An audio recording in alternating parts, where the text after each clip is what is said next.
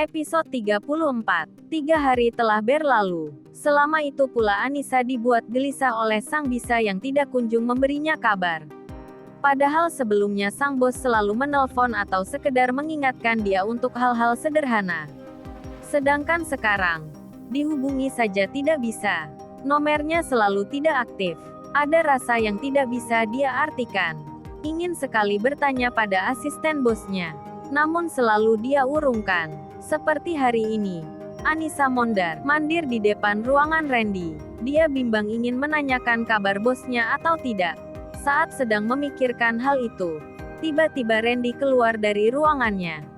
"Ada apa Nona di sini?" tanya Randy.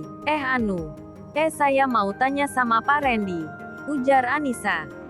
"Tanya apa Nona?" jawab Randy. "Begini. Ini tentang kabar Tuan Raihan. Apa dia baik-baik saja?" tanya Anissa ragu. "Di baik-baik saja. Ada apa? Apa merindukannya? Jika iya, non hubungi saja Tuan," ujar Randy. Enggak. Saya cuma tanya saja. Terus kapan kira-kira dia akan pulang?" tanya Anissa lagi. "Saya belum tahu non. Kalau urusan di sana cepat kelar, 2 hari lagi sudah pulang. Tapi kalau urusannya belum kelar, akan lebih lama lagi di sana," jawab Randy. "Oh begitu. Ya sudah kalau begitu saya pamit mau kerja lagi. Permisi Pak," ujar Anissa. Anissa kembali menyelesaikan pekerjaannya. Jam makan siang tiba.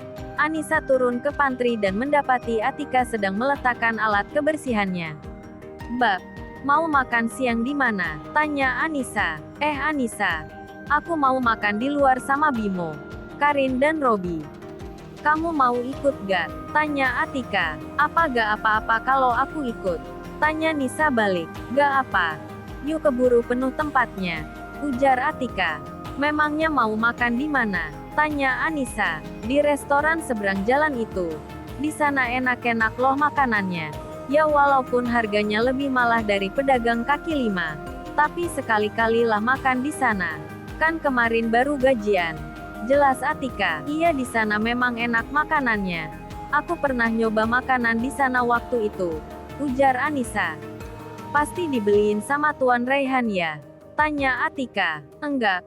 Kebetulan beli makanannya terlalu banyak. Kata Tuan Raihan takut gak habis jadi daripada mubazir ya aku yang disuruh makan," ucap Anissa. Itu mereka udah nunggu di depan pos satpam," ujar Atika ketika melihat 3 temannya berdiri di samping pos satpam. "Lama banget sih.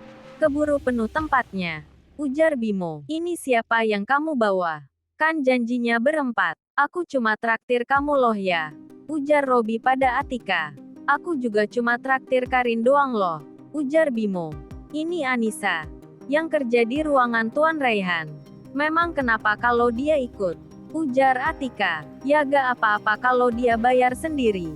Soalnya kita gak akan traktir dia," ujar Bimo lagi. "Maaf kalau kalian keberatan dengan keberadaanku. Aku bisa makan sendiri kok." "Permisi," ujar Anissa. Nis, tunggu. Kamu tetap ikut. Lagian aku yang ngajakin kamu. Biar aku yang traktir kamu ya," ujar Atika. "Gak usah mbak. Aku masih bisa bayar makananku sendiri kok," jawab Anissa. "Ya usah kalau mau ikut ayo. Tapi beneran ya bayar sendiri," ujar Karin. "Iya mbak," jawab Anissa singkat. Mereka menyeberang jalan menuju restoran yang biasa menjadi tempat makan para karyawan saat istirahat. Di kantor memang ada kantin dan menu makanannya pun enak-enak. Tapi sebagian karyawan lebih memilih makan di restoran seberang jalan atau restoran sebelah kantor. Anissa dan teman-temannya memilih kursi yang masih kosong. "Rin, kamu mau pesen apa?" tanya Bimo. "Kamu juga mau pesen apa Tik?" tanya Robi. "Aku pengen spaghetti carbonara aja deh sama minumnya avocado juice," ujar Tika. "Kalau aku beef steak aja deh sama strawberry juice," ujar Karin. "Aku samain sama Karin ya mbak," ujar Bimo. "Aku juga samain sama Atika ya mbak," ucap Robi. "Kamu mau pesen apa Nis?" tanya Atika. "Aku nasi goreng sama orange juice aja mbak," ucap Anissa. "Baik, tunggu sebentar ya," ucap pelayan. Mereka menunggu sambil berbincang ria tapi tidak dengan Anissa. Anissa seolah patung yang tidak dilihat di sana. Dia yang merasa diabaikan lebih memilih bermain ponsel. Saat pesanan mereka sudah datang, Anissa langsung makan tanpa memperdulikan teman-temannya yang makan. Sambil mengobrol, di sela-sela makannya, ponsel Anissa berdering menandakan ada panggilan masuk. Tertera sebuah nama yang belum dia ubah yaitu si tampan.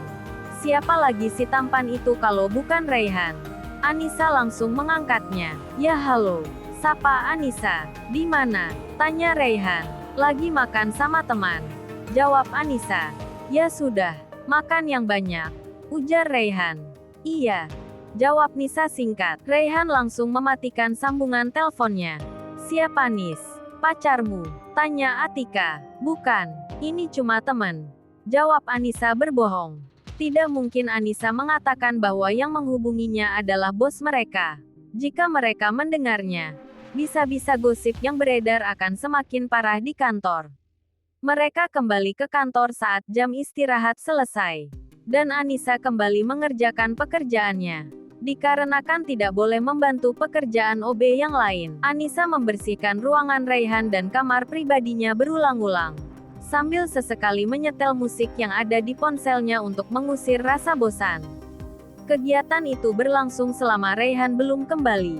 Hari mulai sore saat seluruh karyawan PT RYN mulai berhamburan keluar kantor untuk pulang ke rumah masing-masing. Begitupun Anissa yang sudah bersiap untuk pulang. Saat baru keluar kantor, ponsel Anissa berdering. Tertera nama Cindy di layar ponselnya. Ya Cindy. Sapa Anissa, temenin aku nongkrong yuk, ajak Cindy. Di mana? Kapan? Tanya Anissa. Sekarang. Tempatnya nanti saja kita pikirkan. Kamu udah pulang kan? Ujar Cindy. Lia aku udah pulang. Ini baru nyampe halte. Jawab Anissa. Ya sudah aku jemput kamu. Jangan kemana-mana. Ujar Cindy yang langsung mematikan sambungan teleponnya. Anissa duduk di halte sambil bermain ponsel. Tiba-tiba datang seorang pria yang dia kenal. Hai cantik, katanya gak punya ponsel. Kok mainan ponsel? Tanya, Leo. Mas Leo, ngapain di sini? Ujar Anissa. Emang kenapa kalau aku di sini? Tanya Leo yang langsung duduk di samping Anissa tanpa permisi. Aku cuma gak sengaja lihat kamu pas lewat. Jadi aku samperin.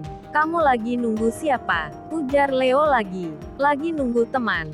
Jawab Nisa singkat. Mau pulang kan? Aku antar saja ya. Ujar Leo. Gak usah. Terima kasih. Tolak Anissa. Tenang saja. Aku bukan orang jahat kok. Aku pastikan akan mengantarmu dengan selamat sampai tujuan. Mau ya? Rayu Leo. Sebelum Anissa menjawab, suara klakson dari mobil Cindy terdengar. Membuat Anissa segera bangkit dan meninggalkan Leo. Maaf saya harus pergi. Ucap Anissa. Hati-hati di jalan cantik. Ucap Leo. Anissa langsung masuk ke dalam mobil Cindy. Menarik sekali kamu. Bikin aku makin penasaran saja. Batin Leo. Aku pastikan kamu akan jatuh ke dalam pelukanku suatu saat nanti Anissa. Gumam Leo lagi. Cindy yang melihat wajah tidak nyaman Anissa langsung melayangkan pertanyaan pada sahabatnya. Kenapa kamu? Terus itu pria yang waktu itu ikut makan kita kan ya? Ngapain dia? Mau jemput kamu? Tanya Cindy berturut-turut. Kebiasaan kalau tanya kayak wartawan. Gak satu-satu dulu. Gerutu Anissa. Ya maaf. Aku kan penasaran. Ucap Cindy sambil menyengir. Udah jalan dulu. Cerita di jalan saja. Ujar Anissa. Cindy langsung menjalankan mobilnya. Coba cerita kenapa dia ada di sini. Ucap Cindy. Aku juga gak tahu. Aku lagi nunggu kamu tiba-tiba dia nyamperin aku. Gak tahu juga dari mana. Ucap Anissa. Atau jangan-jangan dia sengaja mau jemput kamu. Ujar Cindy. Ish mana mungkin lah. Jangan mengada-ngada kamu. Ucap Anissa. Ya siapa tahu gitu loh. Ujar Cindy. Udah. Ini kamu mau minta temenin kemana? Tanya Anissa. Aku mau ambil baju di butik. Buat acara di kampus. Ujar Cindy. Kirain mau minta temenin kemana? Ujar Anissa. Setengah jam kemudian mereka sampai di sebuah butik yang dimaksud oleh Cindy. Cindy dan Anissa masuk ke dalam butik disambut oleh karyawan butik. "Selamat siang Mbak. Ada yang bisa saya bantu?" ucap seorang pelayan. "Saya mau ambil baju pesanan." "Saya Mbak," ucap Cindy. "Atas nama siapa ya?" tanya pelayan tersebut. "Cindy Mbak," ucap Cindy. "Baik Mbak, saya ambilkan dulu ya," ujar pelayan tersebut. Sembari menunggu Cindy, Anissa berkeliling butik dan melihat-lihat berbagai macam baju dan gaun yang terpajang di sana. Saat sedang melihat sebuah dress, tiba-tiba datang dua orang menghampiri Anissa. Ternyata si cupu yang ada di sini," ujar Putri. "Gak ngangka ketemu dia lagi. Well, penampilannya udah sedikit berubah ya. Pasti dia udah kaya," ujar Rena. "Ya, mereka yang datang adalah Renda dan Putri." Anissa hanya diam tanpa memperdulikan ucapan mereka. Namun Rena terlihat begitu kesal karena Anissa mengacuhkannya. "Heh, jangan sok cantik lo. Baru bisa masuk ke dalam butik ini saja sok kecantikan gitu," ucap Rena. "Gue lagi ngomong di sini. Kenapa lo gak lihat gue?" Rena menekankan ucapannya sembari meremas bahu Anissa. "Aku gak mau berurusan sama kalian. Jadi tolong jangan ganggu aku," ujar Anissa sembari menahan sakit di bahunya. "Sok-sokan kamu. Bilang saja gak berani sama kita. Orang kaya lo mana mungkin punya keberanian buat ngelawan kita. Lia Garen," ucap Putri. "Walaupun lo diem saja, bukan berarti gue akan berhenti ganggu lo. Gue udah terlalu benci sama lo dan selamanya gue akan berusaha membuat hidup lo gak tenang. Paham?" ancam Rena. Kemudian Rena menghempaskan cengkramannya pada bahu Anissa dan pergi meninggalkannya. "Nis, ayo kita pull loh kamu." "Kenapa? Itu Rena kan? Kamu dijahatin lagi sama mereka?" tanya Cindy saat melihat Rena dan Putri berjalan dari arah Anissa. "Aku gak apa-apa kok. Kamu udah beres," ucap Anissa. "Iya, aku udah beres. Kamu serius gak kenapa-kenapa? Mereka ngomong apa sama kamu?" tanya Cindy. "Gak apa-apa. Mereka cuma nyapa aku doang kok. Kita pulang saja ya. Udah sore," ujar Anissa. Tanpa banyak bertanya lagi, Cindy pulang mengantarkan Anissa pulang. Baru setengah perjalanan, Anissa melihat banyak orang berkerumun di seberang jalan. "Itu ada apa ya?" ucap Anissa. "Mana aku tahu. Kecelakaan mungkin," jawab Cindy. "Bentar-bentar. Berhenti dulu Sin," ucap Anissa. "Kenapa sih? Biarin sajalah. Pasti udah ada yang nolongin," ujar Cindy. "Berhenti dulu. Aku kok kayak pernah lihat mobil itu," ujar Anissa. "Kamu mau kemana?" tanya Cindy melihat Anissa langsung keluar saat mobilnya telah berhenti. Tanpa menghiraukan panggilan Sondi, Anissa terus menyeberangi jalan dan membelah kerumunan orang-orang di sana. "Cecil, Pak, tolong, ini teman saya. Tolong bantu saya. Dia harus segera dibawa ke rumah sakit," ujar Anissa saat melihat orang yang kecelakaan itu adalah Cecil. "Mbak kenal sama orang ini?" tanya salah satu warga. "Iya, saya kenal. Tolong bantu saya bawa dia ke mobil di seberang sana Pak," ujar Anissa. Anissa dibantu oleh warga mengangkat tubuh Cecil dan membawanya ke dalam mobil Cindy. "Sin, tolong bantu aku bawa dia ke rumah sakit. Cepat," titah Anissa. "Dia siapa Nis? Kamu kenal dia?" tanya Cindy. "Iya, aku kenal. Buruan, gak ada waktu lagi. Nanti aku ceritain kalau udah sampai," ucap Anissa. Cindy langsung melakukan mobilnya dengan cepat menuju rumah sakit terdekat. Sesampainya di rumah sakit, dokter dan perawat langsung menangani Cecil dan membawanya ke UGD. Anissa duduk di kursi tunggu bersama Cindy. "Dia siapa sih? Kok kamu panik gitu?" tanya Cindy. "Dia namanya Cecil. Aku kenal dia waktu di restoran dekat kantor. Dia gak bawa uang cash buat bayar makanannya sedangkan dompetnya ketinggalan dan HP-nya lowbat. Jadi aku yang bayarin makanan dia," ucap Anissa. "Oh, jadi begitu ceritanya.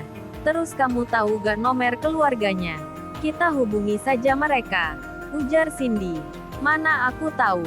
Kita minta pihak rumah sakit aja buat hubungi mereka nanti," jawab Anissa. Saat sedang menfobrol, dokter yang menangani Cecil keluar dari ruang UGD. "Gimana keadaan teman saya Dok?" Tanya Anissa. Dia masih belum stabil, karena terlalu banyak mengeluarkan darah. Jadi dia membutuhkan banyak darah saat ini. Tapi stok darah di rumah sakit ini sangat sedikit, jadi kita masih butuh orang untuk mendonorkan darahnya. Jelas sang dokter. Maaf dok, kalau boleh tahu darahnya apa ya? Tanya Anissa. A negatif. Apa mbaknya sudah menghubungi keluarga dia? Tanya sang dokter. Kalau begitu ambil saja darah saya. Dok, darah saya juga akan negatif. Saya gak tahu kontak keluarganya. Soalnya saya baru 2 kali ini ketemu sama dia. Ucap Anissa. Kamu yakin mau donor internasional darah sama dia? Tanya Cindy. Iya aku yakin. Kasian dia kalau sampai gak langsung ditangani. Ujar Anissa. Ya sudah kalau begitu. Mari ikut saya untuk pengambilan darahnya mbak. Ucap sang dokter. Setelah pengambilan darah selesai, Anissa melihat sebentar keadaan Cecil lalu menemui resepsionis untuk membayar administrasi awal dan meminta pada perawat untuk mencari kontak keluarganya dan menghubungi mereka. Kenapa sih kamu sebaik itu sama orang? Padahal belum tentu dia baik juga sama kamu. Ujar Cindy. Mau baik ataupun enggak orang sama kita. Kita sebagai manusia harus menolongnya jika orang itu sedang mengalami kesusahan. Ujar Anissa. Selalu saja jawabannya begitu. Ujar Cindy kesal. Aku langsung antar kami pulang ya. Biar kamu bisa istirahat. Ujar Cindy lagi. Makasih sahabatku. Ucap Anissa. Dengan nada dibuat-buat. Mulai lebaynya. Ujar Cindy. Obrolan mereka masih berlanjut hingga tak terasa mereka sudah sampai di supermarket tempat biasa dia mengantar Anissa.